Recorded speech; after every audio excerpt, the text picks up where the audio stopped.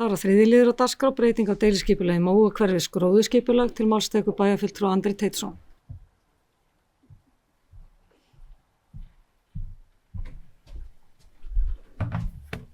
Forseti, ágætu bæjarfulltrúar. Þetta liður 8 í fundargerð skipulagsráðs dagsettri 27. febrúar 2025. Lögð fram að lokinni auglýsingu tillaga að breytingu á gróðurskipulagi ásamt innkominni athugasemd frá íbúum við jaðarsíðu og umsögn frá Minjastofnun. Tillagan lögð fram með breytingum til að koma til móts við innkomnar athugasemdir íbúa og umsögn Minjastofnunar.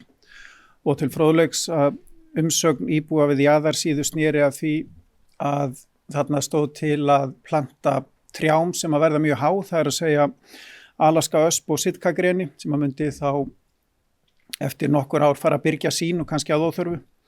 Og öspin eins og við þekkjum getur þar að ekki valdið skemmdum á bæði lögnum og gangstígum og svo framvegis. En athugasemd Minjastofnunar sneri að því að það þyrfti að uppfæra minjaskráning á svæðinu sem að veri komið til ára sinna.